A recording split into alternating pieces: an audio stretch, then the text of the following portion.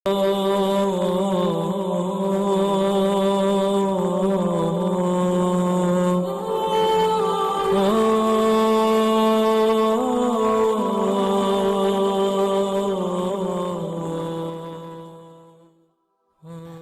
باللہ من الشیطان الرجیم بسم اللہ الرحمن الرحیم۔ السلام علیکم میرے معزز اور قابل احترام دوستو، ایک بزرگ کہتے ہیں کہ میں نے 1 سال حج کیا اور اس سال سخت گرمی تھی، لو چلتی تھی۔ ایک دن جب میں ملک حجاز کے وسط میں تھا، قافلہ سے جدا ہو کر کچھ دیر تک سو رہا، اچانک ایک شخص سامنے آیا۔ میں جلدی کر کے اس سے ملا۔ وہ ایک کمسن بے ریش لڑکا تھا، گویا کہ وہ 14ویں رات کا چاند تھا۔ دوپہر کا آفتاب تاباں ناز و کرشمے کے انداز میں اس سے ظاہر تھے۔ میں نے اس سے کہا کہ صاحبزادے السلام علیکم۔ جواب دیا کہ وعلیکم السلام وبرکاتہ اے ابراہیم۔ مجھے سخت تعجب ہوا اور اس حال پر شک گزرا کہ مجھ سے ضبط نہ ہو سکا۔ میں نے کہا کہ سبحان اللہ، تو نے مجھے کیسے پہچانا، حالانکہ اس وقت سے پہلے کبھی تو نے مجھے نہیں دیکھا۔ کہا اے ابراہیم، جب سے میں نے پہچانا جاہل نہ ہوا اور جس وقت سے ملا جدا نہ ہوا۔ پھر میں نے کہا کہ تو اس بیابان میں اور ایسی سخت گرمی کے موسم میں کیوں آیا؟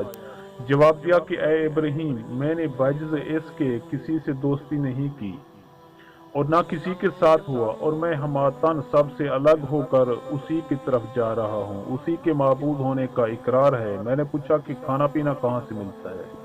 جواب دیا کہ میرا دوست ضامن ہے۔ میں نے کہا کہ خدا کی قسم، مجھ کو گرمی کی شدت اور موسم کی حرارت سے تیری جان کا خوف ہے۔ اس نے جواب دیا اور آنکھوں اور رخساروں سے موتیوں کی لڑیاں بہائیں اور چند اشعار پڑھے جن کا مطلب یہ ہے: اے شخص، تو مجھے راہ سختی کے سفر سے ڈراتا ہے، حالانکہ میں تو اپنے دوست کے پاس جا رہا ہوں۔ محبت کھٹکے میں ڈالتی ہے اور شوق ابھارے ہوئے لیے جاتا ہے۔ بھلا خدا کا دوست بھی کسی انسان سے ڈرا ہے؟ بھوک میں ذکر الہی اس کا پیٹ بھرتا ہے اور خدا کے شکر سے اس کی پیاس بجھ جاتی ہے۔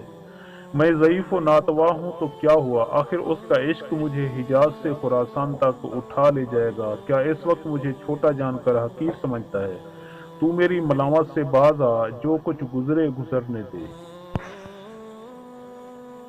وہ بزرگ کہتے ہیں پھر میں نے اس سے کہا کہ تجھے خدا کی قسم اے لڑکے، تو اپنی عمر ٹھیک ٹھیک بتلا دے۔ کہا میں قسم کھا کر کہتا ہوں کہ یقیناً میری عمر 12 برس کی ہے۔ پھر کہا کہ اے ابراہیم، کیا وجہ ہے جو تو نے میری عمر پوچھی؟ اور میں نے ٹھیک ٹھیک عمر بتلا دی۔ میں نے کہا کہ میں تیری باتیں سن کر حیران تھا۔ کہا الحمدللہ، مجھ کو بہت سے اپنے خاص ایمانداروں پر فضیلت دی۔ کہتے ہیں مجھ کو اس کی خوبصورتی اور شیریں بیانی پر تعجب ہوا۔ پاکی ہے اس خدا کے لیے جس نے ایسی صورت زیبا پیدا کی۔ پھر اس لڑکے نے کچھ دیر تک اپنا سر جھکا لیا، اس کے بعد سر اوپر اٹھایا اور مجھے تیز نگاہ سے دیکھا۔ پھر کہا کہ اے ابراہیم، دراصل جدا وہ ہے جسے دوست چھوڑ دے، اور ملنے والا وہ ہے جس نے خدا کی فرما برداری میں حصہ لیا۔ لیکن اے ابراہیم، تو دونوں قافلوں سے الگ ہے۔ میں نے کہا کہ ہاں، میں ایسا ہی ہوں، اور خدا کے لیے میں تجھ سے درخواست کرتا ہوں کہ تو میرے حق میں دعا کر تاکہ میں قافلہ میں اپنے ہمراہیوں سے مل جاؤں۔ ابراہیم کہتے ہیں کہ پھر میں نے دیکھا کہ اس نے آسمان کی طرف نگاہ اٹھائی اور اپنے لب ہلا کر کچھ کہا۔ اس وقت مجھے کچھ نیند معلوم ہوئی اور میں بے ہوش ہو گیا۔ جب مجھ کو ہوش آیا تو اپنے قافلہ میں پایا، اور میرا ساربان کہتا تھا کہ اے ابراہیم، سنبھلتے رہو، سواری سے نہ گرو۔ مجھے معلوم نہ ہوا کہ وہ لڑکا آسمان کو اڑ گیا یا زمین میں سما گیا۔ پھر ہم جب اہل قافلہ مکہ مکرمہ میں پہنچے اور میں حرم شریف میں داخل ہوا، میری نظر اچانک ایک لڑکے پر پڑی جو خانہ کعبہ کا پردہ پکڑے رو رہا تھا۔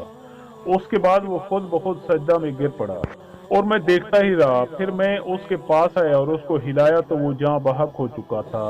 خدا اس سے راضی ہو۔ مجھے اس پر سخت رنج اور افسوس ہوا۔ میں اپنی قیام گاہ میں واپس گیا اور کپڑا اور ضروریات کی چیزیں اس ارادے سے کہ اس کو دفن کروں ساتھ لے کر واپس آیا، مگر میں نے اس کو نہ پایا اور نہ کسی نے خبر دی کہ اس نے اسے زندہ یا مردہ دیکھا ہو۔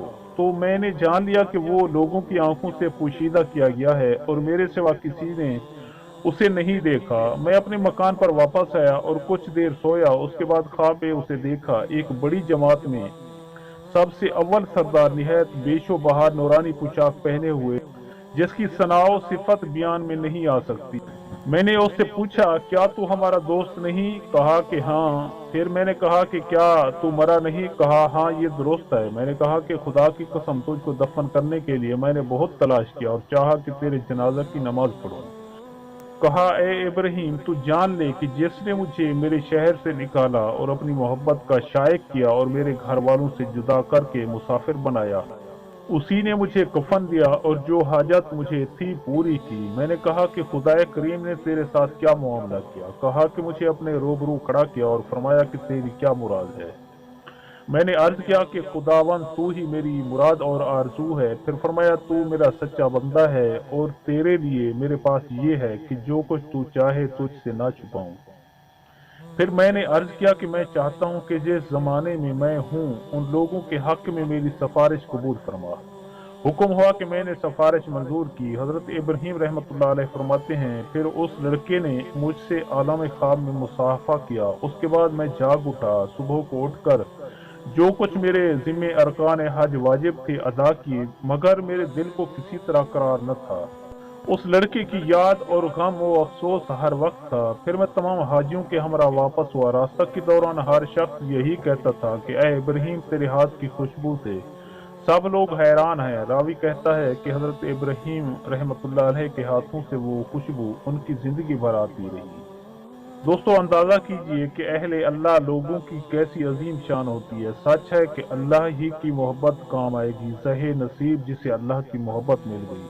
अल्लाह ताला अपने फजल से हमें अपनी मोहब्बत अता फरमाए। आमीन या रब्बुल आलमीन। दोस्तों, मैं उम्मीद करता हूँ कि आपको मेरी ये वीडियो अच्छी लगी हो। अगर आपको मेरी ये वीडियो अच्छी लगे तो प्लीज़ आप मेरे चैनल को सब्सक्राइब, इस वीडियो को लाइक ज़रूर कीजिए और अपनी कीमती आरा का इजहार नीचे कमेंट सेक्शन में करना मत भूलिए। शुक्रिया। खुदा हाफिज।